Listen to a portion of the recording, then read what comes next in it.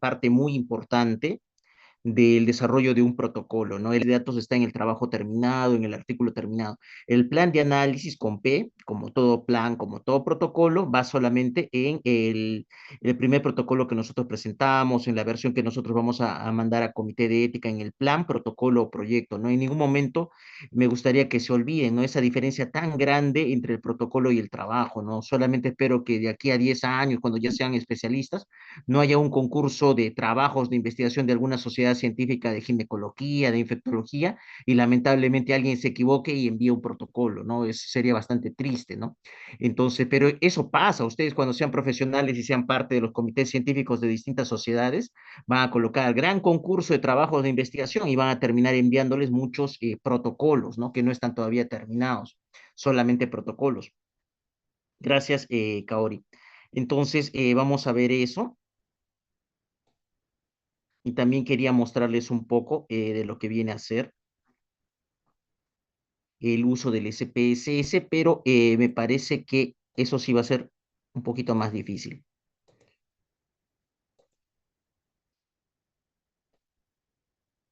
Muy bien, me parece que se visualiza, ¿no? Se visualiza. Entonces es una base de datos con algunos datos que yo tengo, pero también con algunos datos que se han ido completando, todavía está en desarrollo, lo he hecho muy veloz el día de hoy. Entonces, simplemente para mostrarles, ¿no? Es de una patología, es de hidatidosis, pero específicamente en el riñón, ¿no? Y quiero presentar de repente una serie de casos, porque esa patología no es frecuente, ¿no? Es una patología sumamente rara, ¿no? Un solo caso ya se puede presentar, ¿no? Y me gustaría entonces que vean las principales pantallas que tiene el SPSS. Sí, es bastante intuitivo, se maneja simplemente haciendo clic, a diferencia de otros programas en los que uno tiene que digitar una serie de comandos, no tiene que dar órdenes a través de una escritura, ¿no? Entonces, en estos archivos tan simples que tiene el SPSS, sobre todo tenemos dos interfaces, ¿no? Interfaces, dos formas de mirar los datos, una la vista de variables y otra la vista de datos, donde vamos colocando todos los datos de cada una de las fichas de recolección de datos que pudiéramos tener, de cada uno de los registros de cada persona, de cada participante, ¿no? Y de manera horizontal corresponde a cada uno de los participantes, ¿no? Le voy colocando edad, algunos son más grandes, otros son más pequeños. Entonces, aquí yo veo todos los datos de edad que pueden tener, acá voy colocando varón, mujer, el país de procedencia, qué riñón está afectado, el derecho, el izquierdo, año de publicación, y en vista de variables es donde yo primero desarrollo la lista de variables, lo que dicen la matriz de variables, y luego yo voy ingresando estos datos que ustedes ven acá.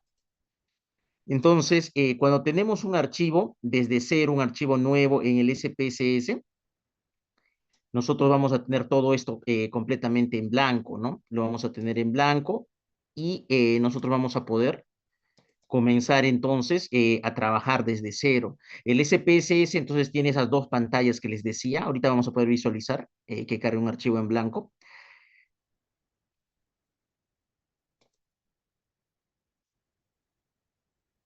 Un nuevo conjunto de datos. Y entonces en este nuevo conjunto de datos nosotros podemos generar cualquier nombre del archivo y nosotros vamos a tener vista de datos y vista de variables. Y nosotros podemos comenzar a crear, aquí podemos comenzar a crear entonces cualquier variable, ¿no? De repente la variable más sencilla que pudiera haber, ¿no? Edad de repente, solamente por poner un ejemplo. Y aquí donde tenemos tipo, nosotros vamos a ver que eran la mayoría de tipos, distintas formas de decir en la escala de variables que nosotros estamos utilizando, ¿no? Nosotros nos habíamos acostumbrado a decir nominal, ordinal, escala y razón. Para el manejo estadístico, si bien nosotros podemos escoger, por ejemplo, cadena, que hace referencia a las variables categóricas, nosotros lo más común, lo que más nos sirve, lo que es más sencillo de manejar, es manejarlo como que fuera numérico, ¿no? Es manejarlo como que fuera numérico y luego al momento de hacer el análisis, nosotros detectamos y colocamos y solamente utilizamos las pruebas estadísticas que sean correspondientes a las variables numéricas. No utilizaremos chi cuadrado. Y de otro modo, también yo podría colocar cadena para otro tipo de variable, ¿no? Pero la edad siendo numérica, le coloco numérica. Por así decirlo, y yo puedo colocar otra variable, coloco sexo, y al solamente colocar, en automático se rellenan los otros recuadros. Pero si yo quiero aquí colocar cadena, le coloco cadena y ya comienza a expresarse de otro modo, ¿no? Aquí, por ejemplo, desaparecen los decimales en automático porque se sobreentiende de que no debería tener decimales. En esta sección de valores es donde uno coloca etiquetas de valor y le va colocando valores a la edad o al sexo, si es que uno quisiera armar alguna división dentro de la edad, ¿no? Y que no sea expresada en escala de razón, sino simplemente, por ejemplo, decir mayor de edad, menor de edad, se puede hacer a través de esta pestañita que se llama valores. Entonces, las dos cosas se pueden hacer y en vista de datos, nosotros ya comenzamos entonces a llenar los datos, ¿no? Puedo decir que el primer paciente tenía 16 años y en sexo todavía no he colocado nada, pero en sexo yo puedo colocar en la parte de valores, yo puedo decir, y colocar un valor 0, un valor 1, yo escojo el valor y la etiqueta que va a tener. Por ejemplo, puedo decir que 1 sea femenino, por así decirlo, y lo voy añadiendo, y que 2 sea masculino, ¿no? Y en la etiqueta, o sea, ¿cuál es el significado? En etiquetas va a estar el significado. Entonces voy a colocar femenino, masculino y voy colocando esos dos valores. Ya en la vista de datos, yo ya voy a poder aquí escoger, yo ya voy a poder escoger y colocar en base a eso el tipo de datos que yo voy a colocar. Hago clic nuevamente y ahí tengo para escoger, coloco femenino, al siguiente le coloco masculino, al siguiente también le vuelvo a colocar masculino, simplemente hago clic y en automático aparece esta nueva pestañita en un costado, ¿no? Y luego voy colocando y completando las edades, ¿no? Y de repente lo más común es este camino que se va a seguir, ¿no? Analizar estadísticos descriptivos y llegar a descriptivos, ¿no? Y ahí podemos también colocar frecuencias, que es otra forma que también podemos utilizar distintos gráficos que yo puedo sacar. Otro camino que se sigue es analizar pruebas no paramétricas y aquí es donde vamos a encontrar el chi cuadrado, ¿no? Para muestras independientes, para una sola muestra y tomando este camino cuadro de diálogos antiguos, aquí yo voy a ver que encuentro el famoso chi cuadrado, ¿no? Para los que quieran utilizarlos. Entonces, analizar pruebas no paramétricas, cuadro de diálogos antiguos, y ahí comienzan a encontrar el famoso chi cuadrado con el que ya pueden comenzar a hacer muchas cosas.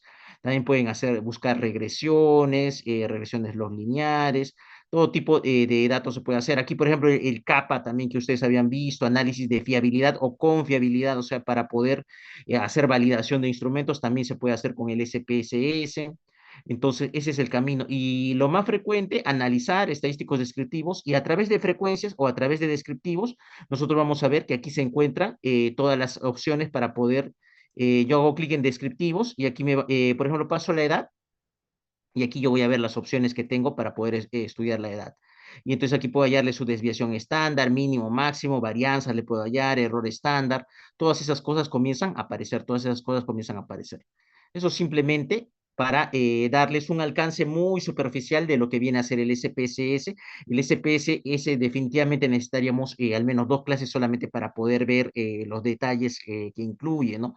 El SPSS, de todos modos, es un programa que se puede incluso autoaprender, es de bastante fácil desarrollo, uno puede ser bastante autodidacta con el SPSS, no así con los otros programas, es bastante difícil aprender R desde cero sin el apoyo de alguien que estuviera corrigiendo nuestros errores, ¿no? Pero definitivamente es un alcance muy inicial a lo que nosotros podemos hacer entonces en el plan de análisis de datos, ¿no? Bien, en el plan de análisis de datos, que es una parte que corresponde al protocolo, nosotros vamos a ver que si el proyecto o protocolo tiene estas partes, cuando nosotros al final hemos terminado el trabajo, hemos terminado todo el artículo original va a tener esta estructura que nosotros ya conocemos, ¿no? Introducción, materiales y métodos, resultados y discusión. La introducción, como nosotros en el proyecto o protocolo de una tesis y en la tesis terminada tenemos bastante espacio a diferencia de los artículos, nosotros sí vamos a dividir en lo que ya hemos visto, pregunta, antecedentes, marco teórico. En la sección materiales y métodos, nosotros sí vamos a poder dividir en diseño, población, variables, recogida, plan, análisis. Del mismo modo, en la discusión habíamos visto que nosotros podemos dividir en el proyecto protocolo, podemos colocar, ¿no? En la discusión, recomendaciones, agradecimientos, todo eso se puede poner. Entonces el protocolo llega hasta esta parte, cuando tenemos ya el plan de análisis que vendría a ser la última parte importante del protocolo, nosotros ya tenemos todo listo para mandar a comité de ética. Naturalmente tendrá los anexos, ¿no? Las fichas de recolección de datos, el consentimiento informado, todo lo que ya hemos visto, y todo junto puede ir a ser revisado por el comité de ética. Luego de eso, el trabajo de investigación se hace cuando ya recolectamos los datos y presentamos los resultados. Entonces, el análisis de datos viene después del plan de análisis. En el plan de análisis es todas las técnicas que nosotros vamos a utilizar para poder analizar los datos, valga la redundancia, para poder ver las tendencias en los resultados, para poder describir, para poder comparar todo lo que nosotros podamos hacer con los datos, ¿no? Entonces aquí nosotros vamos a utilizar bastante estadística cuantitativa en el caso del enfoque cuantitativo y vamos a ver que hay otros procedimientos muy diferentes para el enfoque cualitativo que como ustedes no están haciendo trabajos con enfoque cualitativo, no vamos a ahondar, ¿no? Ante el poco tiempo que nos queda, solamente en la parte cuantitativa, nosotros vamos a ver que en el plan de análisis depende de la pregunta, depende del tipo de variables, ¿no? Cuántas variables yo tengo, si hay variables independientes, dependientes, del diseño del estudio, de repente es un estudio que compara cómo era el nivel de conocimiento antes y después de una intervención educativa, ¿no? Entonces, ese antes y después requiere una prueba estadística bastante específica, ¿no? Que es el T-de-Student en el caso de las variables numéricas, si es que nosotros vamos a manejar de ese modo nivel de conocimientos a nivel de, por ejemplo, puntaje antes del entrenamiento, puntaje después del entrenamiento, ¿no? El tipo de muestreo que hayamos utilizado. Por ejemplo, si no hemos utilizado un muestreo que se pueda considerar como probabilístico, un muestreo en el que la probabilidad de cada persona de ingresar al estudio sea la misma, que es la esencia del muestreo probabilístico, entonces simplemente, si ustedes no han muestreado de manera probabilística, si ustedes no han muestreado a través del azar, si ha sido un muestreo por conveniencia, simplemente no se puede utilizar ninguna prueba paramétrica, no se puede utilizar ninguna prueba paramétrica. Yo les voy a compartir también diapositivas de muestreo y de cálculo del tamaño muestral, que son dos temas, solamente muestreo y cálculo del tamaño muestral, que son dos temas, pero no figuran como tal dentro de nuestro sílabus, entonces son temas bastante extensos, de los que simplemente podemos conversar, pero ya no son parte de lo que corresponde al seminario de tesis 3. Depende también del software que nosotros utilicemos. En algún momento yo vi en un concurso de CCN, del concurso que se hace entre estudiantes de medicina, que le preguntaban a un estudiante, ¿cómo hallaste tu cálculo de tamaño muestral? Y ese estudiante contestaba utilizando SPSS. Y en esa época el SPSS no podía calcular tamaños de muestra, ¿no? Y ahí descubrieron que de repente el estudiante no tenía un gran dominio de su tema y de cómo se había desarrollado. ¿Cómo podía él entonces calcular el tamaño de muestra con el SPSS si todavía no estaban habilitadas esas funciones, ¿no? En el momento en el que le preguntaron. Entonces, muchas veces, el momento en el que a nosotros nos preguntan en la sustentación de una tesis, no es tanto para ver lo que incluye la tesis, qué cosas sí está, sino para ver lo que no estamos diciendo sobre la tesis. De repente, alguien lo ha mandado a hacer con otra persona y es el momento en el que uno se da cuenta de esto, ¿no? Una manera muy sencilla de hacer un plan de análisis para una tesis sería simplemente con tres secciones muy pequeñas. Entonces, una sección en la que decimos cómo hemos manejado la información, a manera simplemente de tres párrafos, ¿no? Un párrafo que se dedique a cómo hemos manejado la información, otro párrafo que se dedique al análisis descriptivo univariado, donde están principalmente las frecuencias y porcentajes, variable por variable. Por si acaso, univariado en ningún momento significa de que mi estudio va a tener una sola variable, ¿no? Muy pocos estudios se manejan de ese modo, ¿no? De repente un estudio en el que yo quiero sacar una incidencia, una prevalencia de una determinada enfermedad y en apariencia hubiera una sola variable principal o a veces nos centramos solamente en una, pero lo más común es que los estudios no tienen una sola variable, todas las intenciones que nosotros tenemos al hacer investigación es estudiar varias variables, valga la redundancia, entonces esas múltiples variables que están allí, cada una la presentamos una por una, ¿no? Entonces, univariado acá significa una por una, ¿no? Una por una. Descriptivo lo podemos tomar como sinónimo de univariado, no vamos a tener ningún problema en tomar como sinónimo descriptivo igual a univariado, no va a haber ningún problema. Pero aquí, cuando yo digo inferencial, inferencial no es sinónimo de bivariado, ni tampoco es sinónimo solamente de multivariado, pero sí podría incluir los dos, ¿no? Inferencial entonces incluye tanto el bivariado como el multivariado. Entonces, aquí en inferencial tenemos que ser un poco más detallistas. El bivariado será el que va a armar parejitas, ¿no? El que va a relacionar el peso con el género de la persona, la talla con el valor de fosfatasa alcalina en el crecimiento de los niños, el que va a medir así el valor de calcio con el valor de fósforo y se va a dar cuenta que a medida que aumenta el calcio disminuye el fósforo en la sangre. Pero al menos está viendo, en todo momento está viendo estas parejas, ¿no? Se está armando una variable con otra variable. Y el multivariado mide muchas más variables, ¿no? Nosotros vamos a acordarnos con M de modelamiento. Definitivamente nunca es un tema de pregrado, no es un tema de pregrado, es siempre un tema de posgrado. Aquí y en Estados Unidos los modelamientos se hacen en posgrado, ¿no? Inferencia a la población muestreada, o sea, ¿qué tanto nosotros podemos generalizar con los datos que estamos teniendo de la población? ¿Cómo podemos llegar a la población solamente con un pequeño conjunto que vendría a ser la muestra, ¿no? ¿Cómo lo de la muestra puede llegar a poder darnos información relevante de toda la población, ¿no? Ese es el camino que se conoce como inferencia.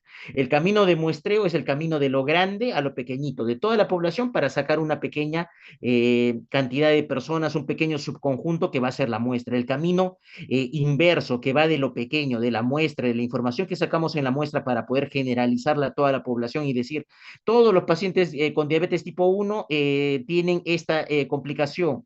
Todas las gestantes que tienen gran multiparidad, 5 hijos o más, están en riesgo de tener esta complicación en su parto, atonía uterina.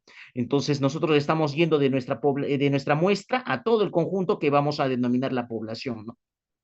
De la muestra a la población. Podemos ver otros marcos inferenciales también, podemos decir cómo hemos estimado los distintos estadísticos que vamos a sacar, el contraste de hipótesis que ya hemos visto, todo eso irá entonces en la parte inferencial. En el último párrafo que ustedes van a colocar, ustedes aquí colocan qué pruebas de hipótesis piensan utilizar, qué variables van a relacionar con qué variables, o sea, cuáles son las parejas que piensan formar. Yo pienso unir este determinado valor de proteína C reactiva con el valor de plaquetas de la persona, porque los dos son marcadores de fase aguda, marcadores tempranos de inflamación. Aquí también yo menciono los sesgos, ¿no? De repente yo estoy trabajando en un hospital que es un centro de referencia nacional para una determinada patología, ¿no? Y entonces yo digo, los casos de Parkinson son altamente complicados, tienen muchas comorbilidades, pero eso de repente es en el hospital que yo estoy tomando. De repente yo he escogido el Hospital Mogrovejo de Lima, que es el Instituto Nacional de Ciencias Neurológicas, ¿no? El famoso Hospital de Ciencias Neurológicas del Perú. Entonces allí definitivamente los casos que llegan, va a haber un sesgo de selección porque ahí llegan los casos más graves. Y no está mal de que yo no, eso no significa de que yo no voy a poder estudiar en esta institución, pero yo tengo en algún momento que colocar ese sesgo, ¿no? Como dicen, se coloca el parche incluso antes de que aparezca esa lesión en este caso, ¿no? También yo menciono si hay confusores y yo digo cómo los voy a controlar, ¿no? Hay técnicas estadísticas para poder manejar el hecho de que haya confusores o otro problema. Los cualitativos ya habíamos visto, ¿no? Ya sean nominales o ordinales, yo simplemente los voy a presentar como porcentajes y sus frecuencias, ¿no? La frecuencia yo la manejo y la pongo fuera del paréntesis, que va a ser el número total de personas, y dentro del paréntesis va a ir el porcentaje con P de paréntesis. Y luego los datos cuantitativos. A los datos cuantitativos yo sí le puedo sacar promedio, desviación estándar, mediana, moda, tantas cosas que yo puedo sacar aquí. La presentación de datos cualitativos ya habíamos visto, entonces aquí para los cuantitativos utilizamos las distribuciones. Si yo escojo la media, acompañada siempre de su desviación estándar, y si escojo la mediana, el rango intercuartílico, ¿no? El rango intercuartílico viene a ser la resta entre cuartil 3 menos cuartil 1, ¿no? Entonces nosotros aquí vamos a ver exactamente cuál es más adelante. Presentación de datos cualitativos. Aquí tenemos entonces cómo se presentan los datos que solamente son nominales o ordinales, simplemente una frecuencia acompañada de su porcentaje que ya lo habíamos visto. Los sesgos, sobre todo hay sesgo de selección y sesgo de información. Si ustedes buscan un artículo que yo les comparto sobre los tipos de sesgos, habrá como 15, 20 tipos de sesgos, le paran colocando nuevos nombres, ¿no? Cada vez hay nuevos nombres, le colocan epónimos, efecto Hawthorne, lead bias, para el caso de cuando se detecta el cáncer muy tempranamente porque la prueba es demasiado sensible, entonces van apareciendo nuevos nombres para los dos tipos de sesgos, pero al final siempre quedan solamente en dos categorías grandes, ¿no? En dos grupos grandes, los de selección y los de información. Uno de cómo yo pude conseguir a los sujetos, a los participantes, y otro de cómo yo manejé la información. ¿Qué pasos debo tener entonces cuando yo comienzo a trabajar con la información? Es NXK se representa, ¿no? Y esto en realidad significa que aquí yo voy a analizar cómo se analiza matemáticamente las matrices, ¿no? Esto viene del tema de matrices en matemática. Primero yo tengo que buscar y limpiar las bases de datos porque pocas veces las bases de datos están limpias para yo poderlas utilizar, para poder hacer análisis desde el inicio. Pocas veces se encuentra eso, ¿no? Entonces aquí, así como en la matemática, el n, acá no se coloca generalmente otra nomenclatura, siempre es n por k. La n son las filas y la k son las columnas, ¿no? En las matrices de datos donde yo voy a manejar los datos. Y un alumno de medicina y de ciencias de la salud jamás, nunca, nunca debería equivocarse cuáles son las filas y cuáles son las columnas. La columna, así como nosotros podemos pensar que la columna es en vertical, como la columna vertebral, ¿no? Y las filas es la forma de ordenar los datos de manera horizontal, ¿no? Entonces aquí nadie podría jamás, si yo les digo, encuentra, dime cuál es el nombre de la segunda columna. Y nadie va a decir dos, aquí nadie va a decir dos, ¿no? Columna es en vertical, me dirán la B, ¿no? Me dirán la B siempre, no me van a decir otra cosa. Las filas entonces en horizontal y las columnas, como la columna vertebral, en la posición anatómica en vertical. Y hay distintas formas entonces de ver los datos, distintos formatos que puede haber. La depuración incluye listar las variables, ver qué valores no tienen sentido. Por ejemplo, si yo veo un índice de masa corporal de 2, un índice corporal de 0, ¿qué datos puede ser? ¿Qué peso sobre qué talla al cuadrado puede dar eso, no? Lo más seguro es que haya habido un error, ¿no? Y tantos errores ocurren también al pasar del papel a hacer la base de datos. De allí que muchas personas prefieran desde el primer momento recolectar los datos en un Google Force o en una plantilla que evite, ¿no? De que tenga que hacer ese paso del papel todavía a la base de datos, ¿no? Porque si la letra es muy fea en el papel, nosotros podemos cometer errores terribles, ¿no? Yo en algún momento vi que en una base de datos había una edad que era una edad 14 y unos dirán, pero ¿qué tanto error puede haber en colocar una edad 14? ¿Qué pasa si de repente estábamos haciendo un ensayo clínico en el que es completamente errado, completamente equivocado que entre cualquier menor de edad? No puede por ningún motivo entrar un menor de edad. Entonces, ¿qué es lo más seguro? Que de repente la edad ha sido escrita de una manera de repente poco prolija, poco legible, y ese 19 fue traspasado como que fuera un 14, ¿no? Es la clásica, ¿no? Un 9 que en realidad parece 4, ¿no? Entonces, tengan bastante cuidado al pasar la información. Se puede transformar también las variables, entonces yo puedo pasar de una cuantitativa a una categórica, ¿no? Menor de edad y mayor de edad. Y en la parte cuantitativa, de preferencia en razón, yo coloco todos los valores tal y como numéricamente están expresados, ¿no? 15, 25, 32, 46, y luego en categóricas yo lo puedo transformar, menores de edad y mayores de edad simplemente, ¿no? Puedo reducir el número de categorías cuando alguna categoría no está presente, yo lo puedo reducir, puedo colocar variables que reemplacen de repente una variable, si no tengo una variable, yo puedo colocar variables dummy, maniquí, que dicen que reemplazan, que se aproximan a una variable, ¿no? De repente yo no tengo el índice de masa corporal, pero yo digo, voy a trabajar solamente con el peso como una aproximación y luego sacaré de repente alguna otra variable que pueda de algún modo aproximarse a lo que yo quiero, ¿no? Estabilización de la varianza, normalización, yo puedo utilizar entonces aquí todas las pruebas que uno puede imaginarse. En la parte univariada, yo puedo entonces utilizar distribución de frecuencias, gráficos de barras, de sectores, es donde más entra. Y para las cuantitativas medidas de tendencia central y dispersión, yo puedo utilizar los histogramas sobre todo, ¿no? Y los histogramas es lo que más se pregunta, ¿no? Lo que más se pregunta en los exámenes como el ENAM, porque sirve sobre todo para las cuantitativas de tipo continuas, ¿no? Para las cuantitativas continuas se utilizan los histogramas, ¿no?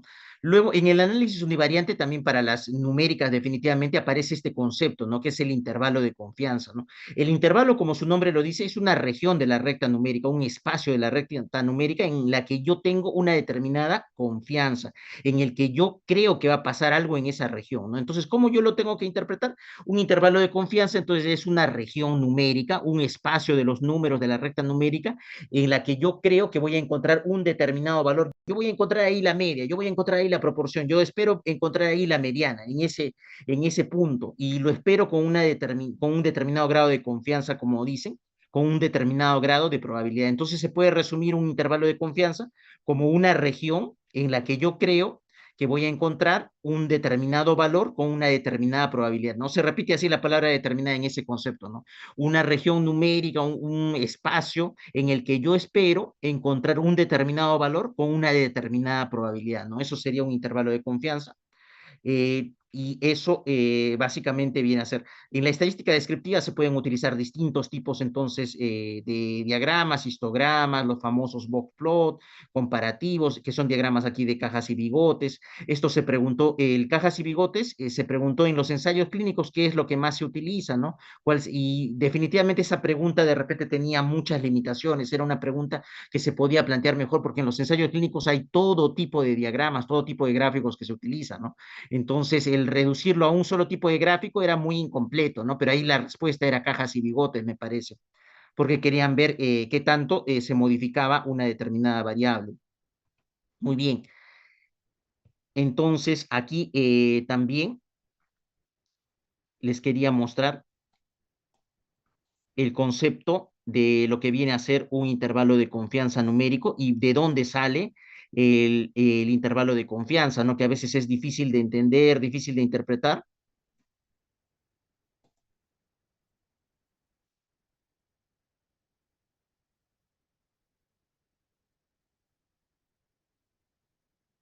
Muy bien. Entonces, un intervalo de confianza. Entonces, si ustedes ven estos rectángulos negros hacen referencia. Nosotros estamos acostumbrados a seleccionar a todos nuestros participantes. Aquí tenemos de repente, cada puntito es un participante, una persona que yo voy a encuestar, una persona que yo voy a medir. Y de repente estoy haciendo un estudio de coeficiente intelectual, de cualquier cosa puede ser. ¿Y cuántas mediciones he hecho? Yo, uno, dos, tres, cuatro, cinco, seis, siete, hasta 20 veces se puede ver que hasta en 20 ocasiones se puede seleccionar a personas o más personas, se puede seleccionar un número indeterminado, infinito de veces, incluso en las que yo puedo volver a seleccionar la muestra. Imagínense, entonces, estas son las personas y cada rectángulo negro es una vez en las que han sido seleccionadas. Algunas veces han salido unas personas, otras veces han salido otras personas. A veces han salido personas que tenían valores más pequeños, otras veces han salido personas que tenían valores más grandes, ¿no? Nosotros estamos acostumbrados cuando sacamos una muestra a sacar una sola vez, pero no hay ninguna regla que nos diga que nosotros tenemos que seleccionar la muestra una sola vez. Y entonces estas personas cuando investigaban esto es solamente un ejemplo numérico que puede pasar con cualquier variable, pero solamente para poder ilustrar. Es como cuando para probar una fórmula matemática, el profesor utiliza números pequeñitos, números pequeños solamente como ejemplo. Esto es lo mismo, no solamente queremos colocar un ejemplo, y entonces podemos ver que se puede sacar la muestra varias veces, no una. ¿Qué pasa si yo comienzo a sacar mi muestra varias veces? Porque digo, ¿y qué tal si me he equivocado? ¿Qué pasa si vuelvo a sacar la muestra? Y entonces lo mismo en la matemática ocurre, ¿no? Uno selecciona su muestra y no necesariamente, y lo más seguro es que no le van a salir las mismas personas en el primer muestreo que en el segundo, que en el tercero, que en el cuarto. Esto es para probar, por ejemplo, si sacan 20 muestras distintas de la misma población, naturalmente en algunos salen unas personas, en otros salen otras personas, verán que el valor que están buscando, que es la media, el promedio de coeficiente intelectual, a pesar de que estos grupos muestrales, cada uno con su intervalo, o sea, con un valor en el que uno de los participantes tiene el mínimo, otro de los participantes saldrá con el máximo valor, pero este valor de promedio, que ellos ya saben cuál es porque han evaluado a todos, está dentro de todas estas pequeñas muestras que han sacado, dentro de todos estos pequeños intervalos que ellos están sacando, sí está incluido este valor de 100, aquí sí está, este valor de 100 sí está aquí, sí está aquí, sí está aquí, pero de todas estas muestras que están sacando, ven que una de las muestras no tiene ese valor. El verdadero valor,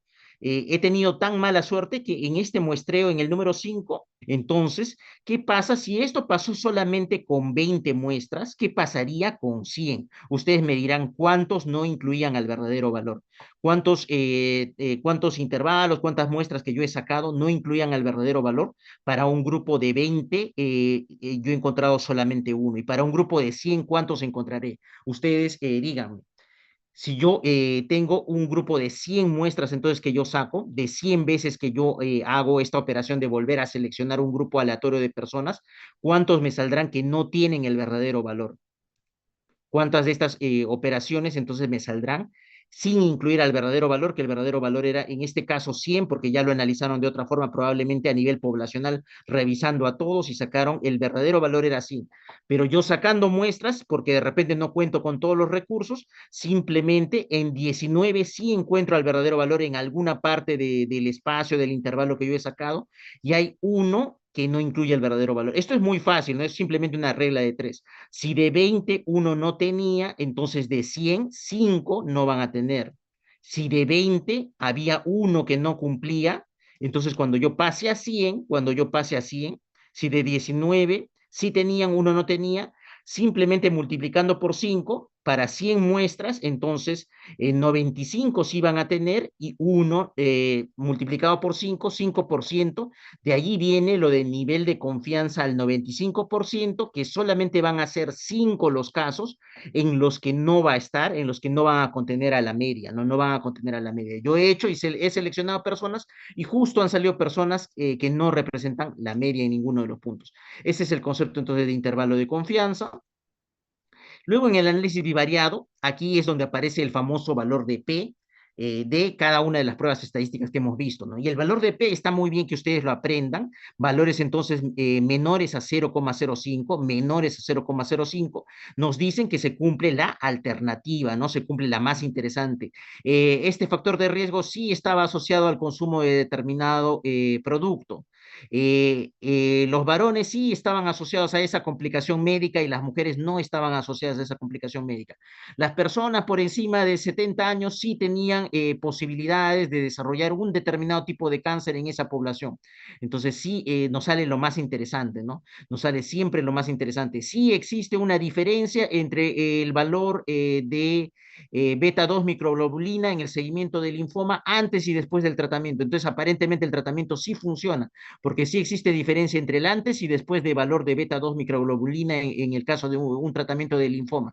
Lo más interesante se está cumpliendo. Sí existe disminución de la presión arterial luego de una determinada operación cardíaca. Entonces, sí vemos entonces que lo más interesante se cumple cuando se cumple que el valor de P es menor a 0,05, pero no deberíamos profesionalmente quedarnos solamente con el valor de P, se debería interpretar también en contexto de intervalos de confianza, se debería también ver otras características del estudio, ¿no? Entonces, como una primera aproximación podemos ver el valor de P, pero no nos debemos quedar como que solamente el valor de P es lo más importante, sino también se tienen que evaluar los intervalos de confianza y otras cosas. Los intervalos de confianza es una alternativa solamente, ¿no? Pero no es lo único y no deberíamos quedarnos solamente con el intervalo de confianza. En el análisis bivariado nosotros podemos ver algunos modos de poder ver la relación entre las variables, regresión, correlación, podemos comparar medias, por ejemplo, cuando tenemos una cuantitativa y una categórica, podemos comparar medias con el TD-Student, con el Ludemann-Whitney, cuando tenemos más de una categórica y queremos ver, por ejemplo, una variable cuantitativa, por ejemplo, tenemos peso del recién nacido en la costa, sierra y selva, y entonces la variable categórica aquí sería la procedencia, ¿no? Costa, sierra, selva y Costa Sierra Selva, entonces van a ser las tres alternativas que tenemos y la variable cuantitativa va a ser el peso del recién nacido. Podemos utilizar ANOVA, que en inglés simplemente Analysis of Variance, ¿no? Una forma de analizar la varianza, ¿no?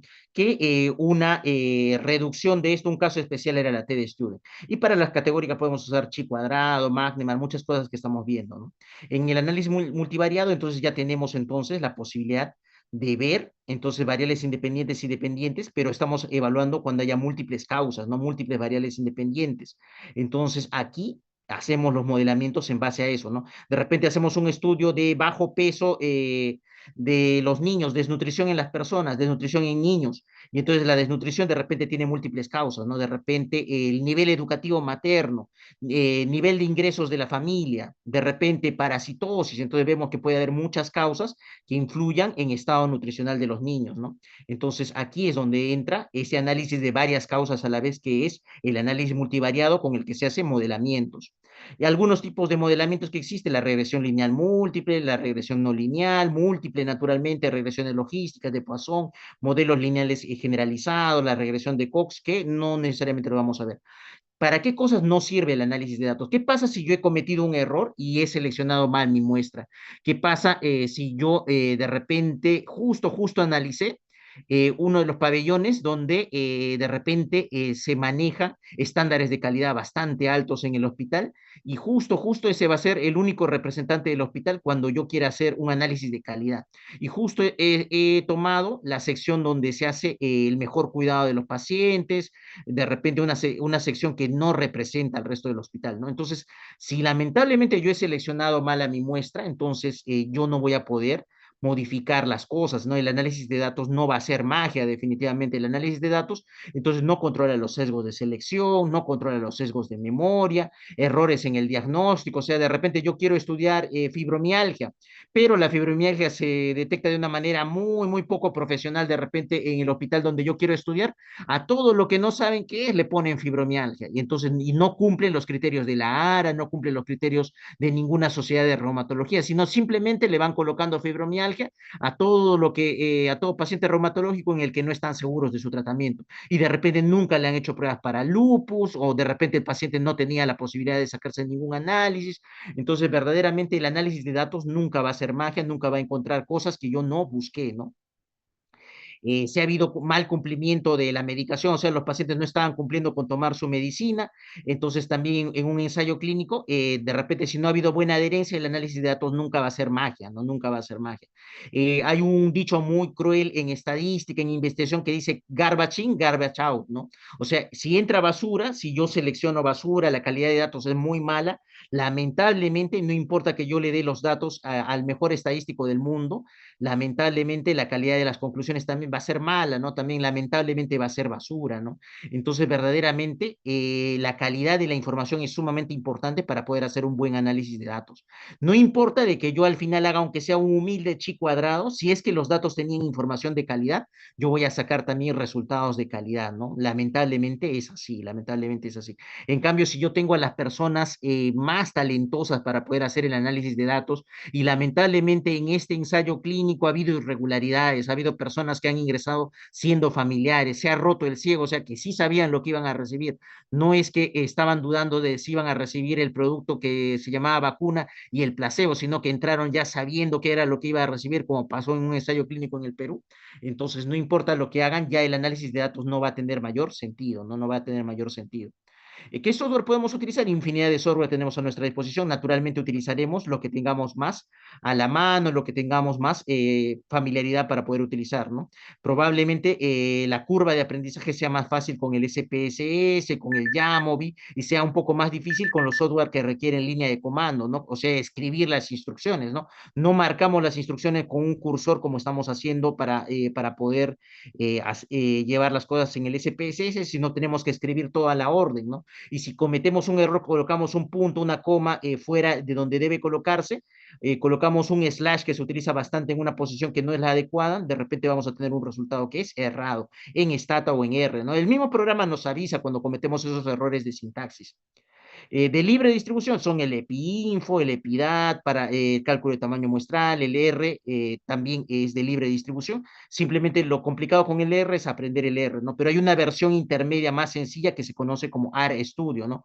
El RStudio que tiene cursor, ¿no? Entonces se puede manejar de una manera un poco más fácil señalando las instrucciones como botones, ¿no? Y para presentar los resultados hay muchas formas de presentar los resultados, muy creativas. Y también aquí tenemos que ver que también se puede engañar, lamentablemente, con estadística, ¿no? Lamentablemente. Y es bueno estar atentos, sobre todo ahora que se viene la época electoral. Sería muy interesante, ustedes vean las encuestas y vean en las encuestas cada cosa que van a encontrar, 100% seguro de que van a encontrar, incluso en bastantes encuestadoras bastante prestigiosas, unas cosas muy raras, ¿no? Ustedes van a ver cuál es la intención de voto de este candidato y cuál es la intención de voto de este otro candidato. Y en uno, intención de voto 6%, y en el otro dice intención de voto 5%, pero van a ver que la barrita de intención de voto del 5% casi no está ni a la mitad de la altura del que dice 6%. ¿Eso será casualidad? No lo creo, ¿no? A veces hay formas de presentar la información definitivamente engañosas, ¿no? Engañosas desde el comienzo. Y entonces nosotros tenemos que estar muy atentos a lo que está pasando, ¿no? Y no solamente para mentir, porque, por ejemplo, ¿qué pasaría si yo digo solamente el 20% de los residentes conocían sobre medidas de bioseguridad en quirófano? Solamente el 20% de los residentes conocía sobre medidas de bioseguridad en quirófano. ¿Qué cosa tiene más impacto? ¿Qué cosa llama la atención más al lector? Lo que acabo de decir, el 20% eran los únicos que conocía sobre medidas de bioseguridad en quirófano, o yo digo, el 80% desconocía de medidas de bioseguridad adecuadamente en quirófano. ¿Qué cosa es lo que tiene, lo que es más llamativo? Definitivamente es un poco más llamativo, un poco más periodístico, un poco más ilustrativo el decir lo segundo, ¿no? El 80% desconocía, como que llama más la atención del lector. Y en ese caso yo no estoy mintiendo, ¿no? Yo simplemente estoy escogiendo y presentando la información de un modo que es más atractivo. Eso no tiene nada de malo, pero vale la pena que nos acostumbremos también a ver qué cosa tiene más impacto cuando nosotros escribimos. Un orden para presentar resultados. Ya hemos presentado las otras secciones, qué métodos hemos utilizado y luego vienen los resultados. Y luego de los resultados vienen las conclusiones, en los resultados viene la parte numérica, en las conclusiones ya no se espera volver a colocar intervalos de confianza, medianas, modas, sino solamente lo más importante, de preferencia de manera escrita, ¿no? En las conclusiones ya no nos centramos en la parte estadística. Luego, para presentar los resultados, objetivos, en base a cada objetivo número uno, los primeros resultados, objetivo número dos, qué resultados tuvo, objetivo número tres, qué resultados tuvo, y de ahí saldrá la conclusión número uno, conclusión número dos, conclusión número tres, eso se intenta hacer, ¿no? También para presentar las conclusiones, por ejemplo, si en la parte de resultados yo colocaba el promedio de edades de los niños que se vieron afectados por el síndrome inflamatorio múltiple secundario a COVID, por el famoso MISCA. La edad de los niños que se vieron afectados por este síndrome inflamatorio multisistémico eran alrededor de los 9,56, 8 años. De repente para la parte de resultados está muy bien, ¿no? Yo coloco 9,568 años, lo coloco en la barra del chat para que se vayan dando cuenta, ¿no? 9,568 años. Lo coloco hasta con 3 decimales, no tiene verdaderamente nada de malo, pero lo habitual es colocar solamente con 2 decimales. Pero para la parte de conclusiones yo diré, ¿no? La edad más afectada estuvo alrededor de los 9 años, ¿no? Pero yo ya no es necesario de que coloque ni siquiera en una presentación de PowerPoint todos los decimales, ¿no? Basta que yo coloque incluso en la presentación de PowerPoint de mi trabajo un solo decimal, ¿no? Yo puedo colocar para la presentación, sobre todo de PowerPoint, solamente 9,5, incluso yo, como la siguiente cifra es 6 y luego viene un 8, yo podría incluso hacer un redondeo y decir que es 9,6, no, no tendría nada de malo, no tendría nada de malo, porque al lector verdaderamente no le interesa todos los decimales, no, no le interesan todos los decimales. Entonces, si ustedes quieren redondear a una sola cifra decimal, lo pueden hacer, lo pueden hacer. Definitivamente dependerá del tipo de variables, ¿no? Hay variables donde los decimales son muy importantes, ¿no? Como por ejemplo para el pH, ¿no? Y para otras cifras de repente no sean tan importantes cada uno de los decimales. Muy bien, entonces en tablas, ¿no? Los gráficos se valen de figuras geométricas. Las tablas vienen a combinar letras y números con simplemente estas filas y columnas, ¿no? Entonces ahí se diferencian, pero en general yo puedo utilizar para muchas cosas gráficos y para muchas cosas tablas, ¿no? Y generalmente nosotros vamos a ver que hay algunas cosas que yo coloco de más. Por ejemplo, el colocar fuente propia no es necesario, verdaderamente no tiene mayor importancia que yo coloque fuente propia en el desarrollo de sus tesis y sería muy bueno que ustedes ya dejen de hacerlo, ¿no? Y ustedes habrán visto que a veces colocan fuente, elaboración propia. Ustedes habrán visto que en la sección del abstract, en la sección de los resúmenes de los artículos, no colocan numeritos, no colocan citas bibliográficas, porque también se sobreentiende que todo lo está haciendo, viene del estudio, no viene del artículo. Entonces, toda esa información viene del artículo, ya no es necesario colocar una cita bibliográfica en la parte del resumen del abstract, nunca va a ir un número uno, dos, esos pequeños paréntesis que ustedes ven. Entonces, aquí también cuando ustedes colocan gráficos y tablas, no tiene mayor sentido que ustedes coloquen elaboración propia, porque se sobreentiende que es una tesis, se sobreentiende que ustedes están creando las cosas desde cero, es investigación, información nueva, entonces no tiene verdaderamente sentido que ustedes coloquen elaboración propia, está de más. De repente, ¿qué harían ustedes si un jurado les dice, coloca, aquí faltó colocar elaboración propia? Yo la verdad que no quisiera tener ningún problema y puedo colocar, ¿no? Pero solamente si el jurado me dice, ¿no? Solamente si el jurado me dice. Pero ¿qué es lo correcto? Verdaderamente no es necesario colocar fuente, elaboración propia, no es necesario, ¿no? Entonces aquí yo utilizo sobre todo los gráficos de sectores para variables donde yo tengo pocas categorías, ¿no? Donde yo tengo pocas categorías. Sobre todo se sugiere cuando uno tiene de 3 categorías a más, pero que no pasan de las 10, ¿no? Por ejemplo, si yo colocara acá valores de presión arterial, ¿se imaginan cómo sería la torta? ¿Cómo sería la torta si yo colocara aquí, utilizara este gráfico de sectores para, por ejemplo, las edades de los niños, las edades de distintos niños? Algunos niños tendrán 1 año, 2 años, 3 años, 4 años, 5 años, 6, 7, 8, 9, y habrá una gran cantidad entonces de tajadas, ¿no? Habrá una cantidad de tajadas tan grande que va a parecer una torta de promoción, ¿no? Y entonces va a ser, a cada uno le va a tocar un pedacito de torta muy pequeñito, ¿no? Entonces, verdaderamente no se sugiere para cuando nosotros tenemos muchas divisiones, no solamente cuando yo tengo una pequeña cantidad de divisiones, y además que tienen que ser mutuamente excluyentes, ¿no? Nadie se puede repetir, nadie puede ir en el color azul y también el color rojo, ¿no? Entonces yo lo puedo utilizar solamente para las cosas donde no existe una intersección, donde no hay alguien que tenga las dos cosas, ¿no? Entonces para eso sirven los gráficos de sectores.